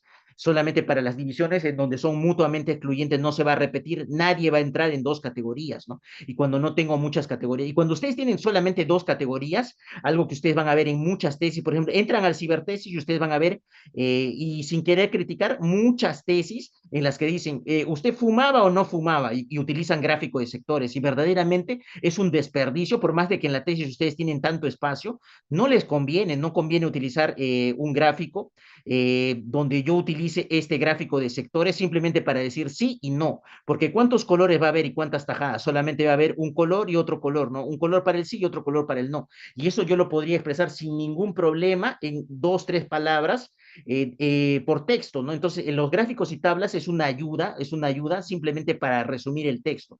Entonces, si no resume el texto, si no está cumpliendo su función de resumir el texto, yo no tengo que utilizar la gráfica y la tabla, yo no tengo que pasar todos mis datos a gráficos y tablas obligatoriamente. Por ejemplo, para decir sí no, o no, ¿fuma usted? ¿No fuma? Verdaderamente no tiene mayor sentido de que yo le genere un gráfico de sectores, ¿no? Sino, como dicen, simplemente como una sugerencia a partir de 3 categorías en adelante y que no pase de las 10 categorías, que no sean demasiadas categorías. Y aquí vemos en esta tabla, vemos que sí se pueden utilizar colores, no tiene nada de malo, y lo mismo que les estaba diciendo, aquí yo voy colocando entonces cada una de estas características, y aquí han decidido colocar la frecuencia entre paréntesis, pero solamente lo hacen porque aquí este n no viene acompañado del paréntesis donde vaya el porcentaje, ¿no? Pero si hubiera un porcentaje, obligatoriamente el porcentaje tiene que ir dentro del paréntesis. Si hay un porcentaje, siempre dentro del paréntesis. Pero si no hay porcentaje, entonces ese lugar lo podría ocupar la frecuencia, pero solamente en ese caso donde no hay el uso de porcentajes. Si no hay porcentajes, yo puedo jugar solamente con la frecuencia, pero si hubiera porcentajes, sí tiene que ir dentro del paréntesis. Muy bien, entonces los gráficos pueden tener muchas formas de presentación. En general, simplemente nos sirven para organizar los datos, ver patrones, agrupamientos, relación entre variables, comparar distintas fuentes. Algunas recomendaciones generales para un gráfico, simplemente que sea sencillo, un gráfico que sea demasiado difícil de entender, entonces verdaderamente no ayuda. Si ustedes el gráfico ven que se está complicando demasiado, nada les prohíbe que dividan ese gráfico en dos, que dividan esa tabla en dos, ¿no? No hay ninguna obligación de que nosotros tengamos que colocar toda la información, ¿no? Para colocar toda la información, mejor utilizamos el texto, ¿no? Mejor utilizamos el texto, solamente lo más importante, ¿no?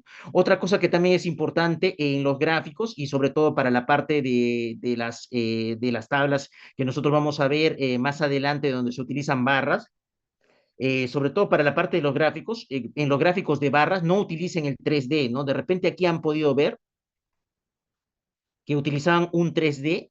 Esto, si bien no es un error grave, no es un error grave en este gráfico de sectores, cuando nosotros vemos gráficos de barras, ese 3D, la sombra que utilizan, la sombra que se utilizan, puede llegarnos a confundir. Entonces, no se recomienda utilizar el 3D. De preferencia, no utilicen el 3D, no utilicen sombras, sino que sea un gráfico bastante simple, ya sea de sectores, ya sea de barras, como vamos a poder ver. Muy bien, entonces las gráficas están hechas para eso. Mientras más sencillo, entonces va a aportar más. Para los diagramas de barras, por ejemplo, este es un diagrama de barras muy sencillo. De hecho, que hay muchas cosas que se pueden mejorar, pero sobre todo nosotros vemos entonces que los meses, las categorías van en el eje X, ¿no? En la parte horizontal. Y las frecuencias, así como habíamos visto, van a señalar hasta dónde se eleva cada una de las tablas, hasta dónde se está elevando cada una de las barras, cada una de estas barritas. hasta dónde llega el rectángulo. Y allí va a ir, aquí está solamente como frecuencias, no está como porcentajes. Se pueden añadir como porcentajes, también podría añadirse como porcentajes. Estas barras, si ustedes se están fijando, fíjense simplemente como los niños, las cosas más grandes. Específicamente en el cronómetro entra el paciente, ¿no? Como en una competencia de natación, ¿no? Específicamente aquí nosotros vemos que puede haber 5 minutos y medio, 5 minutos y 10 segundos, 5 minutos y 5 segundos, y ya pasan a la siguiente categoría, ¿no? Ya pasan a la siguiente categoría. 10 minutos, 10 minutos y un segundo, 2 segundos, 3 segundos. Entonces hay muchas formas de dividir acá y yo no voy a generar toda una barra que diga 10 minutos y un segundo, 10 minutos y 15 segundos, 10 minutos y 20 segundos. No se va a hacer, ¿no? Entonces, esta es una variable numérica, pero numérica continua, ¿no? Entonces, como se puede dividir de esa manera, entonces yo colocaré, comenzaré a armar mis intervalos y entre cada intervalo voy a colocar una barrita, entre 0 y 5 minutos, entre 5 y 10, entre 10 y 15. Y estas barritas van a estar pegadas, estas barritas van a estar pegadas porque entre las barras no hay nada, ¿no? Entre las barras acá no hay nada, entonces por eso están pegadas. Esto sí tenemos que memorizarlo, y la forma más fácil de memorizar, entonces, ¿qué es un histograma? Es simplemente fijarse la letra H, ¿no? Cualquier cosa sirve para poder recordar, ¿no? Incluso cuando yo esté de repente siendo oftalmólogo y estoy leyendo un artículo, entonces ya sé que es un histograma, ¿no? Simplemente con esta letra H ustedes se fijan, son barras y que de algún modo están pegadas, que de algún modo están pegadas como la letra H, ¿no? Eso hace referencia al histograma. Cualquier cosa sirve para recordar. Luego, en base a este histograma, surge un tipo de histograma especial que es el polígono de frecuencias, ¿no? Entonces, el polígono de frecuencias es algo que se utiliza bastante, los ingenieros utilizan bastante esto, y en medicina también, en investigación se utiliza bastante, ¿no? Y entonces también aquí nosotros vemos inicialmente que se están generando entonces estas barras, y entonces como los niños, ¿no? Como los niños simplemente colocamos un punto en la parte media de cada rectángulo, colocamos un punto en la parte media de cada rectángulo, también en los valores mínimo y máximo, y luego vamos a hacer un juego, ¿no? Y así como los niños, yo les voy a decir, unan los puntos, ¿no? Como una tarea así de preescolar. Ahora su tarea va a ser unir los puntos, unan estos puntos. Ustedes están uniendo los puntos con una línea, ¿no? Aquí está la línea que están colocando entre esos puntos, y ahora su profesora de preescolar les dice que corten todo lo que se ha quedado fuera de esta línea. Entonces cortan este triángulo también. ¿Y qué pasaría? ¿Qué pasaría si yo les digo ahora, estos pedacitos que han cortado, colóquenlos en los espacios que han quedado en blanco al unir los puntos? ¿Qué pasa entonces si yo coloco estos espacios que se han quedado por fuera, corto este pequeño triángulo y lo pongo acá, lo traspongo, como dicen, ¿no? Corto este otro triángulo que se ha formado aquí con todo lo que se ha quedado fuera y lo pongo adentro. Y lo mismo pasa acá.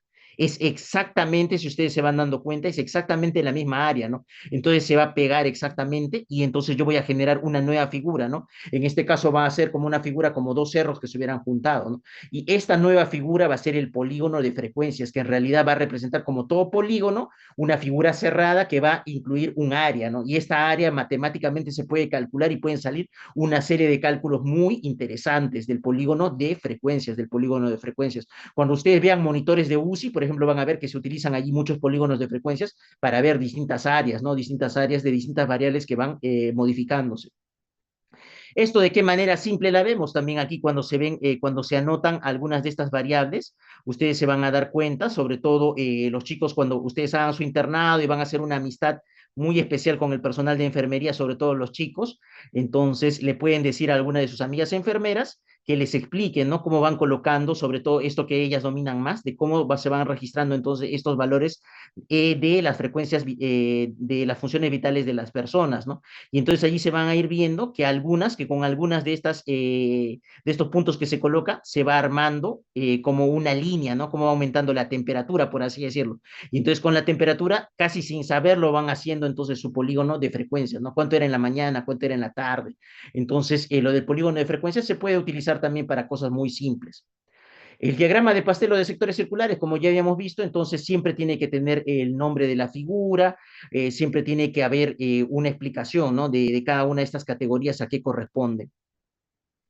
Diagrama de puntos, cuando nosotros de repente tenemos varias categorías, aquí, por ejemplo, para la calidad de vida, es una variable grande, ¿no? Es un constructo, una variable compuesta que tiene estas 8 categorías principales, ¿no? Entonces, la funcionalidad física, rendimiento físico, dolor, salud, vitalidad, ¿no? Y entonces aquí ya no queremos comparar cómo le va a un solo grupo de personas, ¿no? Sino que queremos comparar varones y mujeres. Y aquí vemos que en esta población, en esta muestra, se ha encontrado que los varones habían tenido puntuaciones más altas en calidad de vida que las mujeres, ¿no? O sea, para este conjunto de los datos se ha dado esa casualidad de que las mujeres tenían menores puntajes y los varones tenían más puntajes, de repente para una determinada patología, de repente para otra patología es diferente, ¿no? Pero aquí ya podemos sacar una conclusión más, que existe diferencia entre los varones y las mujeres, ¿no? Simplemente viendo esa diferencia entre los puntos para distintas variables y ya nos da un poco más de información muy interesante, ¿no? Entonces, de repente, podemos, si tenemos pocos recursos, nos concentramos más en las mujeres, en las pacientes de una determinada patología para intentar subir su calidad de vida. Luego viene este diagrama, el famoso diagrama de cajas y bigotes, y entonces vemos que se divide, ¿no? Y así, si ustedes recuerdan del tema de razonamiento matemático, entonces si hay cuatro puntos de división, ¿cuántas partes habrá? Cinco partes. Si hay solamente un punto de división, entonces una barra, entonces ¿en cuántos fragmentos se divide? Si hay solamente un punto de corte, habrá dos fragmentos, ¿no? Acá al lado del punto de corte. Y aquí para el diagrama de cajas y bigotes, nosotros dividimos en cuartiles, ¿no? Cuartil uno, cuartil 2, cuartil 3, hay tres puntos de corte, pero ¿cuántos sectores habrá? Aquí habrá un sector, acá había otro, otro y otro, ¿no? Entonces, tres puntos de corte, cuatro partes, pero el problema surge en que coloquialmente nos hemos acostumbrado a que a estos espacios también le dicen cuartil uno, a esto le dicen cuartil 2, a esto le dicen cuartil 3, a este le dicen cuartil 4, ¿no? Pero matemáticamente lo más correcto es que el cuartil es un punto, ¿no? Así como la moda, así como la mediana, es un dato, ¿no? Es un dato. Entonces, cuartil verdaderamente es solamente este punto, solo este punto, solo este punto. Estos tres puntos que vemos acá eran los cuartil 1, cuartil 2, cuartil 3. Y el cuartil 2 es otra forma de decir percentil 50 y también es la mediana, también es la mediana, pero la costumbre va a ser eso, no simplemente para que más adelante no se confundan, es una costumbre de repente no muy buena, pero cuando hablan de cuartiles de publicación, quintiles de pobreza, entonces se han acostumbrado también a decirle al segmento, a decirle al segmento. Les compartí en algún momento un artículo de cardiología que decía eso, ¿no? Sobre ese uso un poco problemático que también se le da simplemente por costumbre, ¿no? Pero lo más correcto es que nosotros identifiquemos matemáticamente qué cosa sí es el cuartil y qué cosa no es, ¿no? Sino solamente el espacio. Y entonces la distancia entre cuartil 3 menos cuartil 1, o sea, restar 39 menos 24.5, nos va a dar el valor del rango intercuartílico. Q3 menos Q1, 14.5, 14.5, que es un rango muy importante en epidemiología, ¿no? Lo que se sale entre el Q1 y Q3 ya comienza a tener nombres especiales en epidemiología, cuando se habla, por ejemplo, de frecuencias de enfermedades, prevalencia de enfermedades, incidencia de enfermedades. Intentemos que las enfermedades año a año deberían estar todas en su rango intercuartílico, en el que estadísticamente habitualmente se mantienen. Cuando se salen de este espacio del rango intercuartílico, algo está pasando, ¿no? Y entonces el rango intercuartílico es una forma entonces de dividir los datos en cajas y bigotes, ¿no? Esto de aquí, esta parte delgadita viene a ser uno de los bigotes, esta otra parte delgada viene a ser otro de los bigotes. En un extremo, en la punta, estará el valor más pequeño, en la otra punta estará el valor grande, ¿no? Y la caja, la parte de la caja estará entre Q1 y Q3 en el rango intercuartílico. Y algunos me dirán, pero ¿por qué esta caja les ha salido desigual, no? ¿Por qué la división de esta caja no ha salido justo a la mitad? ¿Por qué ha salido mayor sector el verde y en un menor sector el amarillo, no? Pero es que esto se refiere al puntaje, al número del valor, pero no se refiere a la cantidad de datos, ¿no?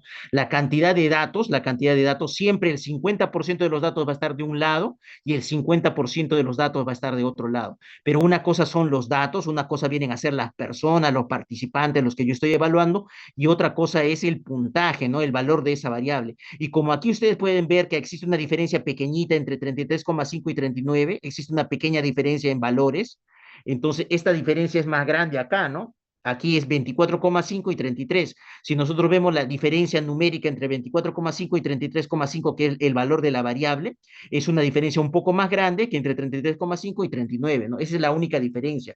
Pero si nosotros, una cosa es, como les digo, la cantidad de los datos, la cantidad de los datos que está muy bien representada, y otra cosa es el valor de esos datos que yo tengo, el valor numérico de cada uno de los datos.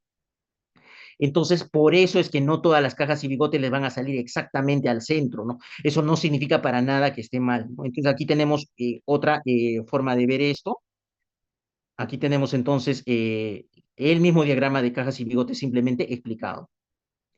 Recomendaciones en general para un gráfico que sea estético, que no se vea mal, que utilice líneas finas, que no abuse entonces, que no sea como como un gráfico de las personas que hacen anuncios publicitarios, como un anuncio publicitario de un concierto que está pegado así en una pared.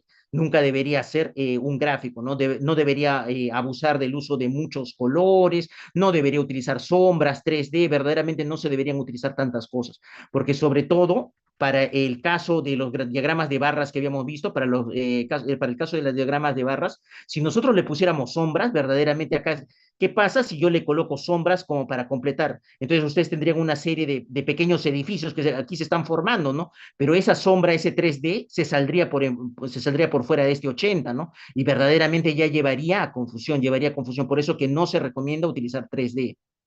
No se recomienda profesionalmente utilizar 3D. Algunas personas lo usan, pero no debería ser lo más frecuente. Las tablas, entonces simplemente las tablas tienen que tener, bajo la normativa Vancouver, también tienen que utilizarse. Y aquí, sobre todo, nosotros vamos a ver que siempre tienen un título, siempre luego tienen una pequeña explicación, tienen el título, siempre se coloca el número de tabla, siempre están enumeradas, así como los objetivos, así como las conclusiones, así como las preguntas específicas de investigación, siempre se tienen que enumerar las tablas, siempre se tienen que enumerar las figuras, porque luego hay un índice de tablas, luego hay un índice de figuras, entonces siempre tienen que estar enumerados, tabla 1, tabla 2, tabla 3, todo lo que hubiera. Y luego ustedes se van a dar cuenta, esto es algo muy propio del estilo Vancouver y de la gran mayoría de revistas, a veces permiten que haya líneas verticales, pero lo más habitual, lo más formal es que no haya estas líneas verticales de división. Solamente hay líneas horizontales y no hay líneas verticales. ¿Esto por qué viene? Porque nosotros en Occidente, nuestra forma de leer es de izquierda a derecha, ¿no? De izquierda a derecha, nosotros leemos en ese sentido, tenemos la vista, no es como en el japonés, como en el chino, y eso ha quedado, ¿no? Entonces, como nosotros leemos de izquierda a derecha, entonces esos obstáculos que eran esas líneas verticales se han sacado para que sea más fácil todavía leer, ¿no? Para que sea más fácil leer, se han quitado entonces las líneas verticales, es lo más formal. Es lo más formal. Entonces ustedes van a ver así que lo más formal es que se eliminen las líneas verticales, se eliminen las líneas verticales. Muy bien, entonces cuando queremos colocar, podemos colocar aquí numeración, si queremos colocar explicación, por ejemplo, localización de úlceras por presión. ¿Cuánto es en la cara y qué se consideró la cara? Oreja, nariz y boca. En el sacro, isquio, nalgas y sacro. ¿Qué incluía cada una cosa? ¿No? Una pequeña explicación numérica. También aquí se pueden colocar las citas y referencias bibliográficas, no tiene nada de malo. Dentro de una tabla, de una figura, también podemos colocar esto para poder llevar a qué artículo nosotros hemos utilizado, ¿no? Y luego, una cosa muy importante, esto es de una revista de ginecología mexicana, definitivamente un estudio muy interesante de cómo es el parto normal, cómo es la curva del parto normal, un artículo muy interesante, muy valioso, pero simplemente como de repente como una sugerencia, como un comentario constructivo, ellos incluían este cuadrito 5 y este cuadrito 6. ¿Qué pueden ustedes notar entre este cuadrito 5 y este cuadrito 6? Si ustedes se fijan simplemente, aquí dice dilatación cervical centímetro a centímetro expresada en minutos y aquí está expresado en horas y minutos. ¿Ustedes creen que deberían estar los dos? Verdaderamente es lo mismo, ¿no? Es verdaderamente lo mismo.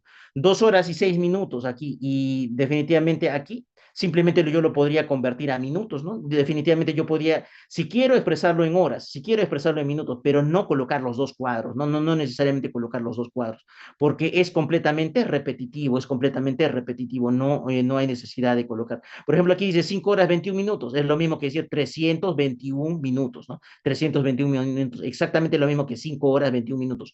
No es necesario repetir, no es necesario repetir. Entonces, algunas consideraciones importantes en cuanto a los resultados, no repetir las cosas.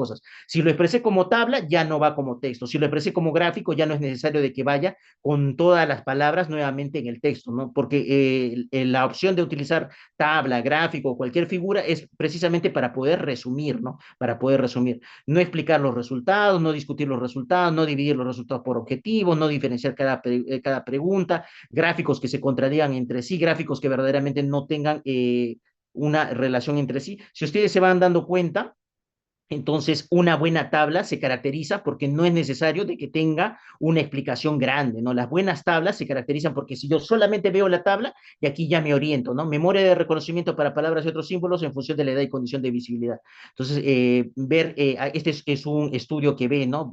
Probablemente el desarrollo de la memoria, el desarrollo entre poder calificar y reconocer palabras, símbolos en las personas, y entonces ya me da una idea, ¿no? De cómo yo entonces puedo poder visualizar un determinado tipo de símbolos, de palabras. Entonces, aquí hace diferencia entre adultos, entre niños. Entonces, yo voy viendo, ¿no? Aquí también yo veo localización de las úlceras por presión. Y verdaderamente, solamente utilizando esta información, no necesito yo una explicación grande para poder comunicar toda esa información, ¿no? Y algo que dicen, ¿no? Si ustedes torturan lo suficiente a los datos, les confesarán lo que sea. Esto es lo que decía un premio Nobel de Economía, ¿no? O sea, si nosotros verdaderamente somos muy cuidadosos, muy detallistas, aplicamos varias pruebas sobre nuestros datos, entonces verdaderamente van a soltar toda la información que tienen, ¿no? Así como que aquí dice, si estás torturando a tus datos, verdaderamente te van a decir toda la información que contienen, ¿no? Pero definitivamente esto no significa que yo tengo que hacer un cruce de datos, todos los datos contra todos, ¿no? Edad con religión, religión con comida favorita con concentración de calcio en la sangre, no significa un todos contra todos, ¿no? Para eso sirve el plan de análisis de datos. Yo tengo que ser bastante ordenado y solamente poder armar las relaciones que la teoría me está sugiriendo que yo pueda evaluar, ¿no? Verdaderamente no significa también un todos contra todos, sino simplemente yo tengo que utilizar mi plan de análisis de datos para ser ordenado, ¿no? Muy bien, esto en cuanto a lo que viene a ser el plan de análisis de datos. Luego, una cosa muy breve de qué viene a ser el uso de un gestor de referencias bibliográficas. Los gestores de referencias bibliográficas son herramientas muy prácticas, muy útiles para el momento de redactar. Entonces, los gestores de referencia bibliográfica, ¿por qué se deberían utilizar? De allí que digan que el único error cuando ustedes están haciendo sus referencias bibliográficas, que ustedes en sus tesis debería decir referencias bibliográficas. No se coloca mucho bibliografía, no se pone mucho la palabra bibliografía porque eso se utiliza más en los libros. En los artículos y en las tesis se utiliza más decir referencias bibliográficas, ¿no? Por ejemplo, un artículo un poco antiguo, pero que dice que había múltiples errores en referencias bibliográficas de revistas médicas peruanas. Entonces, si hay tantos errores, ¿qué cosa yo les puedo recomendar? Yo les recomiendo simplemente no lo hagan a mano, simplemente no lo hagan a mano. Verdaderamente, habiendo la tecnología, es como que ustedes quieran evaluar los latidos de un bebé y ustedes tienen esa corneta, esa famosa corneta que parece del heladero. Entonces, utilizan esa corneta para escuchar sobre la barriga de la mamá, colocan la oreja con esa corneta o utilizan un Doppler que ya tengan o un ecógrafo. Definitivamente ustedes tienen que utilizar la herramienta más precisa, más confiable, que vendría a ser el conteo de latidos por Doppler, ¿no? O utilizando el ecógrafo, pero no van a utilizar algo que ya ha quedado en el pasado, ¿no? Y entonces verdaderamente hacerlo a mano ya quedó en el pasado, es un error bastante grande, se van a complicar. Imagínense que luego de ustedes haber terminado todas sus referencias bibliográficas, aparece un artículo tan bueno que ustedes quieren colocar. Y ese artículo justo es sobre la historia de la enfermedad que ustedes están estudiando, ¿no? Y dice justamente por qué esta enfermedad se llama enfermedad de Chagas. Yo tengo que colocar, me había olvidado de poner por qué se llama enfermedad de Chagas, entonces tendrá que ir al inicio, ¿no? Entonces yo coloco esta referencia bibliográfica, ¿se imaginan ustedes la tortura, la pesadilla de cambiar la que era referencia bibliográfica 1, ahora se convierte en 2, la 2 en 3, la 3 se convierte en 4, la 4 en 5, la 5 en 6, y entonces todo se va a poner en un caos terrible, ¿no? Entonces con un gestor de referencias bibliográficas yo ya no tengo este problema, ¿no? Las referencias en automático, simplemente con actualizar con un botoncito, se van a ordenar por sí solas, ¿no? Y automáticamente los números se van a poder actualizar y yo no voy a tener que estar preocupado con esto, ¿no? Entonces, los gestores de referencias son esos pequeños paquetes informáticos, son paquetes simplemente aplicativos aplicativos muy pequeñitos que sirven para poder ordenar nuestras referencias bibliográficas, ¿no? Existen muchos, ustedes sobre todo utilizan Mendeley, Zotero, RefWorks, EndNote que cuesta, ¿no? Que es un poco más caro. Y definitivamente el que tiene muchas ventajas es el Zotero. Y no solamente porque sea gratis, tiene muchas ventajas que los otros, a pesar de que son pagantes, no han podido replicar y este además es muy intuitivo, muy fácil de utilizar, ¿no? Ustedes simplemente colocan sotero.org en la barra del Google, inmediatamente lo van a atender. Lo único que me gustaría es que vean la diferencia entre decir cita y decir referencia, ¿no? Una cosa es el texto, la cita es el numerito, ¿no? El numerito, el número 1, 2, 45 que yo voy a colocar y la referencia es lo que va a salir en las referencias bibliográficas, todos los datos que están relacionados con esa cita, ¿no? El uno correspondía a Barthes, Schwein, Conway, Morris, ¿no? A veces las personas que no conocen ven, ¿no? Aquí en las referencias ven todos los nombres de los autores y dicen, ¿quién será esa persona et al, ¿no? Yo lo veo que publica demasiado, lo veo en todos los artículos, ¿no? Y et al es simplemente una abreviatura de y colaboradores, ¿no? Y aliados, por así decirlo, ¿no? En latín, me parece. Entonces aquí yo veo todos los datos o los metadatos de cada una de las citas que yo estoy colocando. Entonces, eso definitivamente se tiene que hacer. Para no sufrir demasiado, se tiene que hacer con un programa que puede ser el Sotero. Y simplemente recordar esto que no ha cambiado dependiendo de la versión de Sotero, simplemente va de lo grande a lo pequeño. Primero las colecciones, ¿no? ¿Qué artículos voy a utilizar? Y aquí yo puedo hablar de, para mi primer artículo, artículo uno, un artículo sobre cáncer. Después estoy haciendo un caso clínico, coloco aquí caso clínico. Y entonces yo primero genero las colecciones, ¿no? Primero las colecciones, luego van los artículos, algo que es mediano, y luego viene marco cada uno de los artículos y me van a salir los metadatos, los datos pequeñitos de cada uno de mis artículos, del título, autor, la serie, el volumen, todo. Ya no me tengo que preocupar, ¿no? Ya no me tengo que preocupar para nada. Y también tiene una pequeña barra de herramientas donde está todo lo que yo puedo hacer, ¿no? Y sobre todo lo más importante de esta barra de herramientas, al comenzar a hacer, yo tengo todos los estilos para poder citar, y el estilo que siempre vamos a utilizar nosotros es Vancouver. Todas las ciencias médicas utilizan Vancouver. En algunos casos la psiquiatría utiliza APA, ¿no? De la Asociación Psicológica de Estados Unidos, pero nosotros siempre vamos a utilizar Vancouver, siempre tenemos que utilizar el formato Vancouver. Y estos son los principales botones, ¿no? Sobre todo estos 6 botones que tienen. Y uno de los botoncitos es para colocar la cita bibliográfica, donde dice nueva cita bibliográfica, y luego para editar la cita bibliográfica. Y una cosa es la cita, que está representado como esto de comillas que nosotros no utilizamos mucho en el estilo Vancouver, pero simplemente para recordar que era lo que antes se colocaba como comillas, y luego colocamos la bibliografía. Aquí dice insertar bibliografía, y nosotros insertamos la bibliografía y en automático se colocan todas las referencias bibliográficas y yo ya no me tengo que preocupar, ¿no? Luego este botón para actualizar, para que cada cierto tiempo lo que yo he cambiado de posición se actualice en automático, ¿no? Y aquí si yo quiero puedo cambiar el estilo bibliográfico, puedo, de repente quiero publicar en una revista de psicología. Yo soy médico, pero quiero publicar en una revista de psicología. Estaba haciendo en Vancouver, entonces simplemente con este botón vuelvo a lo anterior y escojo entonces el modelo de APA. Muy bien, entonces en ese caso, si yo utilizo este botón, yo busco simplemente American Psychological Association para el caso de querer utilizar APA y le doy clic. Pero también si yo quiero utilizar Vancouver, que va a ser lo más frecuente, aquí yo voy a encontrar Vancouver. Entonces tiene muchas ventajas, tiene traducción a muchos idiomas, no tengo que pagar nada, que es la mayor ventaja.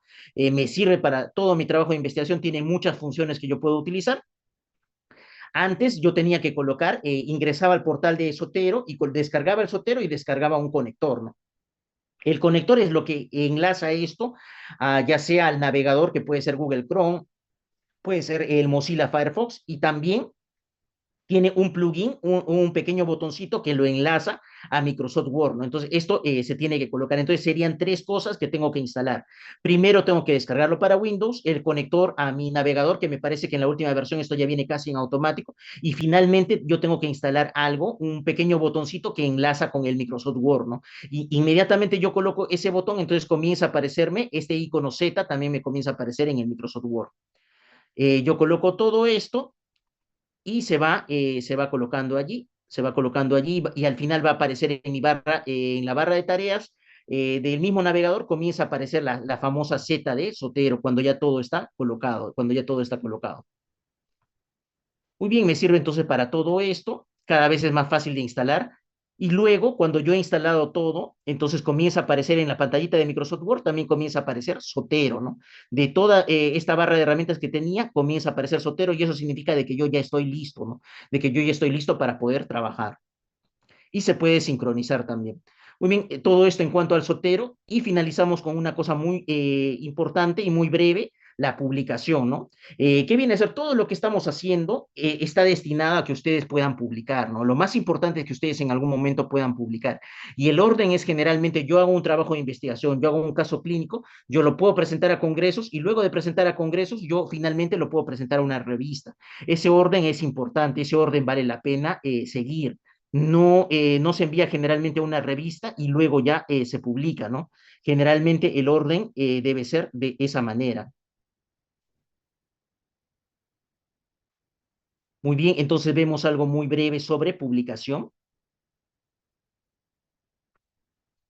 Muy bien, ya llegamos entonces de la idea a lo último, al final de todo, ¿no? Que viene a ser la publicación. Entonces, hay una parte que a veces le añaden a las tesis, a los protocolos, que se conoce como plan de difusión. Y en el plan de difusión, que si bien es una parte muy interesante que si ustedes quieren le pueden añadir a sus protocolos y a su trabajo de tesis, es decir, ¿qué cosa yo voy a hacer con la información? ¿Qué pasa si yo veo una información y veo que todos los trasplantes que se hicieron en un determinado hospital, el 80% han vuelto a hemodiálisis, o sea, por algún motivo han hecho rechazo agudo, crónico, han tenido alguna complicación, no ha sido suficiente y el 80% de los trasplantados han tenido que volver a diálisis, no les ha servido toda su operación. No sería justo, no sería correcto que yo me quede con esa información, yo debería buscar el modo de que los responsables del programa de diálisis, de trasplantes, también se enteren, ¿no? No necesariamente yo lo voy a llevar a la prensa, ¿no? Pero vale la pena de que yo les haga ver que de repente hay algo en la técnica, de repente hay algo en lo que ellos están haciendo que está fallando para que el 80% de los trasplantados de los últimos 10 años ya están nuevamente en diálisis, algo está fallando. Entonces la publicación también tiene una intención de poder mejorar las cosas, ¿no? De poder darse a conocer, ¿no? Si yo veo un caso clínico que es rarísimo, completamente raro, así como se ha encontrado en el Perú, se ha visto un embarazo ectópico abdominal y que ha sido hasta publicado, porque era rarísimo, porque no se llegó solamente a retirar, ¿no? Sino que había la posibilidad de que el neonato se siga desarrollando y de que a una edad gestacional temprana se retire, ¿no? Y eso lo llegó a publicar entonces el Ministerio de Salud, porque verdaderamente fue una hazaña médica y además de por sí el caso era rarísimo y de que el caso salga bien, todavía mucho más raro, ¿no? O sea, de que pueda tener un producto de gestación viable que llegue a nacer todavía mucho más raro y que ha pasado en menos de 20 veces publicadas alrededor del mundo, ¿no? Entonces valía la pena que se dé a conocer, valía la pena que se publique tanto lo bueno como a veces lo malo, ¿no? Un buen orden para poder guiarse siempre va a ser el orden de la institución. O sea, para su protocolo ustedes siempre tienen que seguir el orden de la institución que les está sugiriendo cómo van a poder desarrollar las cosas, ¿no? Y para publicar ustedes tienen que buscar las instrucciones a los autores, las instrucciones a los autores. Entonces, ustedes ya han buscado las instrucciones a los autores, entonces toda la información que ustedes tenían de su tesis, de algún estudio que ustedes han hecho para un concurso, entonces ustedes ya llevaron de repente a varios congresos o de repente a alguna otra conferencia. Luego de haber ido a un congreso, luego se envía a una revista. El orden es importante. Yo no envío primero a una revista y un artículo que ya se ha publicado no debería ir a un congreso, ¿no? Si yo he decidido enviarlo directamente a un congreso, yo ya no debería mandarlo luego. Si yo lo decidí enviar, perdón, a una revista, si yo decidí enviarlo a una revista, yo ya no puedo retroceder y mandarlo a un congreso, porque en los congresos se envía lo último, lo más reciente, lo que acabo de investigar, ¿no? Lo que todavía no va a ser publicado, pero para que ya lo vayan conociendo, lo envío a un congreso y además muchos tienen concurso, ¿no? Entonces no sería justo que lo que yo envíe a una revista, porque la revista se va a quedar con mucha de la propiedad intelectual. Cuando ustedes envían una revista, parte de su propiedad intelectual, ustedes ya le están cediendo a la revista, ¿no? Entonces, si ya pertenece a la revista, yo no puedo así nomás utilizarlo nuevamente para un congreso. Por eso el orden es importante. Primero a un congreso, luego ya yo lo envío a una revista. Yo decidí enviarlo a una revista. Y entonces tiene tres opciones, ¿no? Que sea aceptado sin modificaciones, que casi nunca pasa, ¿no? Esto pasará de repente si ustedes son a personas altamente reconocidas que muchas veces son incluso invitadas a publicar, ¿no? Si ustedes son el doctor Gotuso de Cayetano en infecciosas, entonces probablemente su artículo sea aceptado sin modificaciones, pero el 99.9% de veces eso no va a pasar, ¿no? Eso no va a pasar, nos van a mandar correcciones, ¿no? Y las correcciones, si bien a muchas personas no les gusta, es una oportunidad de mejorar nuestro artículo. Además, significa de que sí va a ser aceptado, pero tenemos que hacer pequeñas recomendaciones que nos dan. Y a pesar de que nos dicen que son recomendaciones, verdaderamente son muy estrictos. Todas las observaciones que nosotros nos den, todas las observaciones tenemos que corregirlas una por una, y luego hacer un pequeño párrafo que diga cada una de esas observaciones ha sido levantada. La observación del párrafo 1 ya ha sido levantada, se ha corregido, ahora dice tal cosa. Antes no habíamos considerado a este autor, ahora sí estamos considerando a este autor. Eso en un pequeño párrafo explicativo, en un mensaje aparte, se envía, ¿no? Y luego enviamos también el artículo con todas las correcciones, y luego es aceptado y publicado.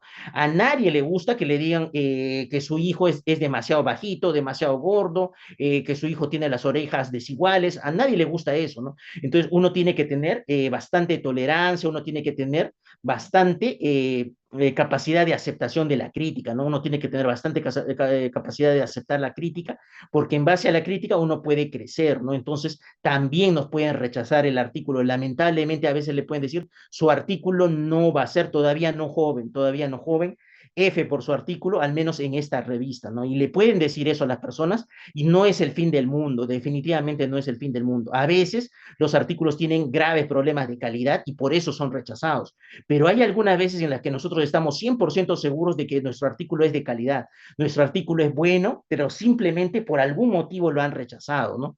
Yo tenía un artículo muy bueno sobre un caso de hidatidiosis renal que envía a la revista del INS y la revista del INS lo rechazó. Pero ese artículo está publicado en la revista del American Journal of Tropical Medicine en Hygiene, o sea, de la Sociedad Americana de Enfermedades Infecciosas y Tropicales, ¿no? Entonces, a veces simplemente el artículo no podía estar de repente en una revista de salud pública por ser un artículo tan específico y de repente en ese número no estaban recibiendo artículos de caso clínico, porque yo en la misma revista sí tengo otros casos clínicos, pero que en otras veces sí fueron aceptados, ¿no? Y a veces simplemente depende del tipo de la revista.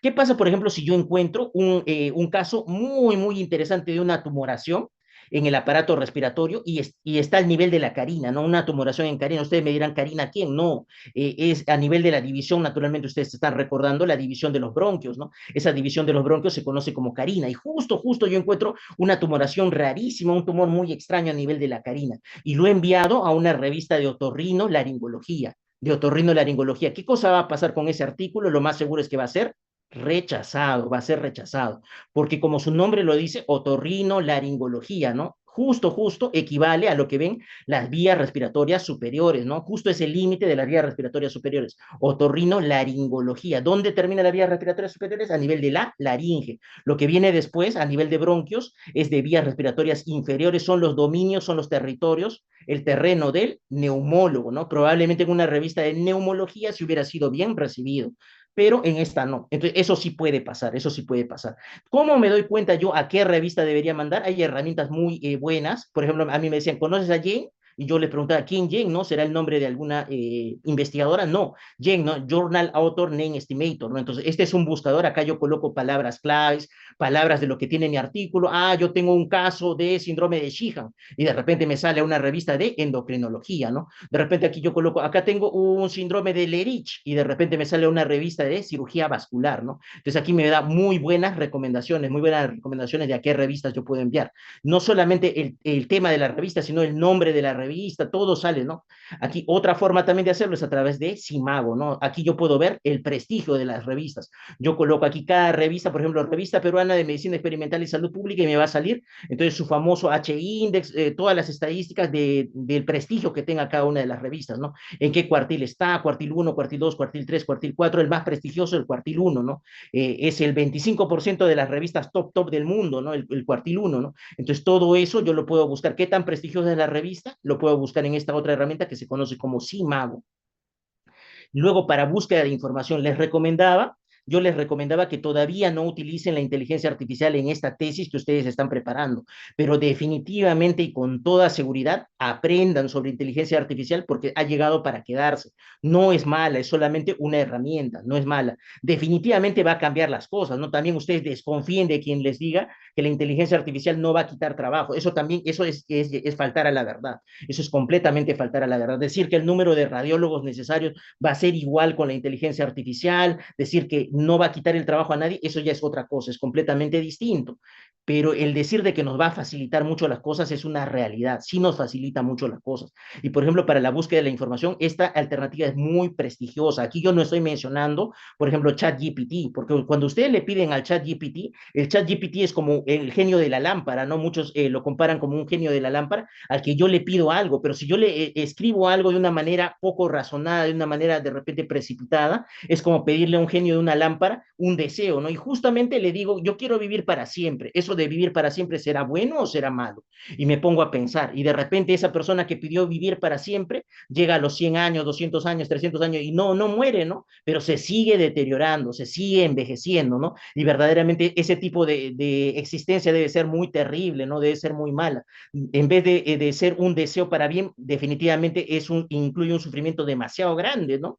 Solamente por haber pedido vivir para siempre, ¿no? Solamente, ¿qué era lo que yo debería haber pedido? De repente la juventud similitud eterna, ¿no? Que verdaderamente son unas instrucciones diferentes, ¿no? Entonces el ChatGPT, todas esas herramientas que ustedes conocen de inteligencia artificial, en realidad solamente cumplen nuestras órdenes, entonces nosotros tenemos que darle las órdenes con cuidado. Esas órdenes se conocen como prompts, vale la pena que ustedes ya vayan viendo, entonces esos modelos de órdenes se conocen como prompts.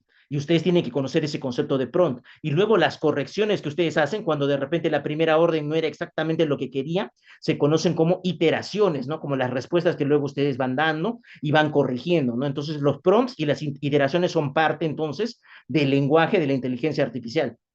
No menciono al ChatGPT, no menciono al Perplexity, que es otra herramienta, porque verdaderamente son muy cuestionadas en la comunidad científica. Pero esta herramienta que nosotros vemos, esta herramienta consta de alta aceptación, que se conoce como Research Rabbit, y es muy interesante para que ustedes la utilicen para buscar información, antecedentes. En el ChatGPT incluso ocurre una cosa bien extraña, les aparecen artículos que no existen. O sea, verdaderamente el ChatGPT se inventa tanto que incluso llega a inventarse artículos, referencias, citas bibliográficas que no existen, de cosas que no existen. Y verdaderamente es un poco difícil de explicar por qué ocurre esas cosas, pero nos pueden malograr completamente nuestro trabajo, ¿no? Entonces, esta herramienta sí es ampliamente reconocida, hay muchos tutoriales en Internet para comenzar a utilizar y no es muy difícil de utilizar el Research Rabbit. Luego, nosotros vamos a ver que para poder buscar en todos esos artículos también tenemos otras herramientas que son de cada editorial. Así como teníamos el Yen y el Simago, entonces también cada editorial tiene su propio buscador, también se puede utilizar, también se puede utilizar. Y finalmente, que ustedes sepan diferenciar qué cosa es plagio y qué cosa no es plagio. Entonces, plagio es cuando yo repito lo mismo que ha hecho otra persona sin darle el reconocimiento.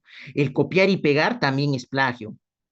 Entonces, cuando yo repito las cosas sin cambiarlas, sin darle el reconocimiento a las personas, entonces yo estoy cometiendo plagio. Entonces, muchos me dirán, pero ¿qué pasa? Y me gustaría que ustedes, que cualquiera de ustedes participan en esta parte, de repente va a ser una de las últimas participaciones que les voy a pedir.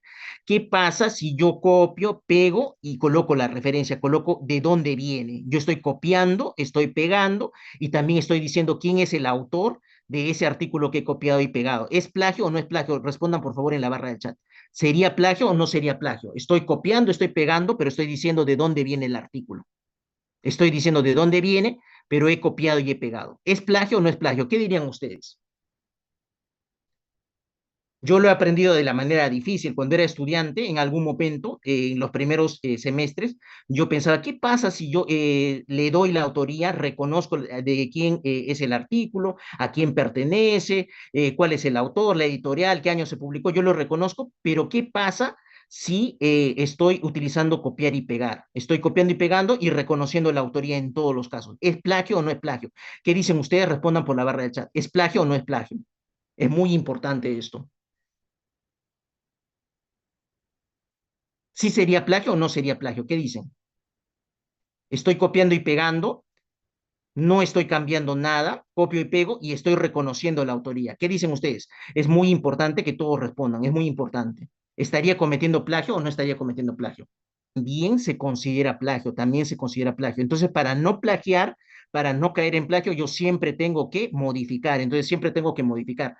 No puedo yo copiar y pegar, yo tengo que dar mi propia versión, yo tengo entonces, como dicen, vuelvan a repetir lo mismo, pero con sus propias ideas. Es muy raro que alguien al repetir lo mismo con sus propias ideas coincida palabra por palabra, la primera, segunda, tercera, cuarta, quinta, la palabra número 15 sean exactamente iguales en el mismo orden, es rarísimo, ¿no? Es rarísimo, es casi, casi imposible, ¿no? Entonces, verdaderamente, yo debería repetirlo con mis propias ideas. Por más de que yo esté tomando de distintas fuentes, no basta solamente el decir quiénes son los autores, el poder colocar, el poder citar, el colocar la referencia no es suficiente. Yo tengo que modificar. Entonces, la idea para llevar a la casa es modifiquen, modifiquen, modifiquen siempre, ¿no? Exprésenlo con sus propias palabras. Y una cosa es el plagio y otra cosa es la similitud. El plagio es a propósito, el plagio es con mala intención, el plagio es antiético, el plagio siempre está mal, el plagio siempre está mal. Y otra cosa es la similitud. Lamentablemente, estos paquetitos como el Turnitin, verdaderamente no hay una persona detrás, ¿no? No hay una persona detrás, es solamente una herramienta, incluso con un componente de inteligencia artificial, que busca, ¿no? Y entonces aquí no nos puede detectar el Turnitin. ¿Qué es lo que detecta? ¿Plagio o detecta similitud? Lo que detecta el Turnitin es similitud, similitud. No detecta exactamente plagio porque no es un árbitro, no es un jurado de tesis, porque verdaderamente el plagio implica la intencionalidad, el plagio implica todo lo que les estoy diciendo, que yo estoy copiando, no estoy citando y no he cambiado, ¿no?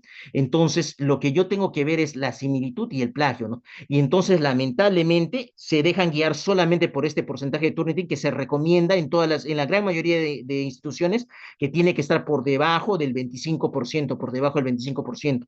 Pero lamentablemente, cuando ustedes suben su primera versión a Turnitin, esta versión se queda en la nube de Turnitin. Y entonces, cuando ustedes miden en tesis 1, de repente en algunas universidades, su protocolo, y luego llegan a tesis 3 al final de su carrera, van a ver que va a haber 99% de similitud, porque ya está en la nube de Turnitin, ¿no? Porque ya está en la nube de Turnitin. Entonces, lamentablemente, el Turnitin también detecta estas cosas, ¿no? Capítulo 5, conclusiones y recomendaciones. Y nos muestra esta pequeña parte que es obligatoria, que siempre tenían que tener, como que fuera plagio. Y en realidad, esta partecita de aquí no sería plagio, sino sería solamente similitud, sería solamente su, similitud. Lamentablemente, estamos entonces bajo el dominio de esta herramienta, ¿no? Bajo la tiranía de una herramienta que, si bien es muy buena, a veces se utiliza de una manera a ciegas, ¿no? Se utiliza de una manera a ciegas. Por ejemplo, hay una ciencia dentro del conocimiento humano, donde se repite todo, todo casi al pie de la letra y no se puede cambiar. No puedo colocar aquí mi propio parecer, no puedo colocar aquí mi propio punto de vista. Hay muchas partes en las que yo tengo que repetir todo, todo, palabra por palabra, con comas, con guiones, todo lo tengo que repetir de la misma forma. ¿En qué carrera es esto? Ustedes ya estarán pensando, ¿en qué carrera ocurre esto? Es en la carrera de Derecho, es en la carrera de Derecho, porque las leyes yo no en todo momento yo puedo interpretarlas, ¿no? Yo las puedo interpretar coloquialmente, pero lo más importante es lo que dice la ley. O sea, yo en la mente puedo tener un resumen de lo que dice un artículo, una determinada ley en el Código Civil, en el Código Penal, pero para una tesis yo debería citar lo más importante por completo, ¿no? Yo debería citar lo más importante por completo en cuanto a legislación, ¿no? Entonces, verdaderamente el Turnitin puede tener sus limitaciones para otros campos del conocimiento. Entonces, en algún momento incluso hubo un reportaje periodístico en el que criticaban mucho a personas que eran abogados, congresistas, jueces, porque en sus tesis había un alto porcentaje dado por el Turnitin, ¿no? Pero como les estoy diciendo, en el campo del derecho esto es muy especial, en el campo de la legislación se debería ver con otros ojos. Incluso estas personas que hicieron el reportaje luego tuvieron problemas legales, ¿no? Porque verdaderamente en el campo del derecho no era tan fácil el poder volver a refrasear o parafrasear. Muy bien, eso sería todo, eso sería todo. Y con esto ya hemos terminado. El día de mañana me dicen que puede ser el examen, pero depende de ustedes, también podría ser el viernes, ¿no? Y el examen sustitutorio siempre va a ser el sábado, siempre va a ser el sábado. Espero de que hay una posibilidad muy baja de que lleguen a sustitutorio, pero ahí está la posibilidad, ¿no? Algunos podrían de repente necesitar. Es un derecho de ustedes también tener su sustitutorio en el caso de que sea necesario. Si alguien ha tenido un problema de repente al enviar alguna de las notas, o de repente con alguno de sus exámenes que no se grabó, yo creo que el sustitutorio de repente es una alternativa para poder subir esa nota, ¿no? Naturalmente el sustitutorio es de todo el curso, ¿no? De todo el curso, pero es una gran oportunidad para poder subir la nota que esté más baja. Naturalmente vienen todos los temas y el sustitutorio es bastante difícil. ¿Alguna pregunta que tuvieran? ¿Alguna pregunta más?